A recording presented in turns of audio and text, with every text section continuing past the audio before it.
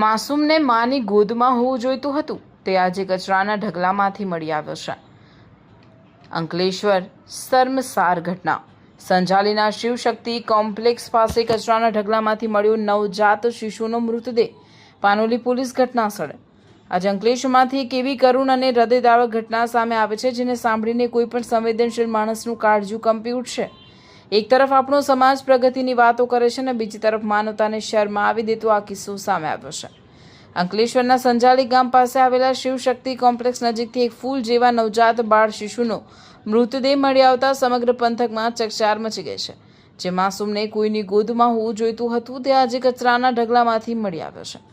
વિગતો મુજબ સંજાલીના શિવશક્તિ કોમ્પ્લેક્સ નજીક આવેલા કચરાના ઢગલામાંથી આ નવજાત બાળકનો નિષ્પ્રાણ દેહ મળી આવ્યો હતો। સવારના સમયે જ્યારે લોકોની નજર કચરાના ઢગલા પર પડી ત્યારે આ દ્રશ્ય જોઈને સ્થાનિકોના કાળજા ધ્રુજી ઉઠ્યા હતા। આસપાસના લોકો તાત્કાલિક ઘટના સ્થળે દોડી આવ્યા હતા અને વાતાવરણ ભારે ગમગીન બની ગયું હતું। ઘટનાની જાણ થતાં જ પાનોલી પોલીસનો કાફલો તાત્કાલિક ઘટના સ્થળે પહોંચી ગયો હતો। પોલીસે માસૂમ બાળકના મૃતદેહનો કબજો મેળવીને આગળની કાયદેસરની કાર્યવાહી હાથ ધરી છે। આખરે આ ફૂલ જેવા બાળકને કઈ પરિસ્થિતિમાં અહીં છોડવામાં આવ્યું, કયા પાષાણ હૃદયના માણસે પોતાના કાળજાના ટુકડાને આ રીતે કચરાપેટીના હવાલે કરી દીધું, આ તમામ સવાલોના જવાબ મેળવવા પાનોલી પોલીસે ઝીણવટભરી તપાસ શરૂ કરી દીધી છે। કોઈ પણ મજબૂરી કે કોઈ પણ પાપ એક માસૂમના જીવ કરતાં મોટું હોઈ શકે ખરું?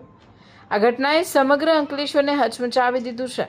હાલ તો પોલીસે તપાસના ચક્રો ગતિમાન કર્યા છે અને આ ગુનો આચરનાર પાપી સુધી પહોંચવાના માટે આસપાસના સીસીટીવી અને અન્ય કડીઓ મેળવવા તજવીજ હાથ ધરી છે। પરંતુ કચરામાંથી મળેલા માસૂમનો દેહ જાણે સમાજની ક્રૂરતા સામે મૂંગા મોઢે અનેક સવાલો ઊભા કરી રહ્યો છે।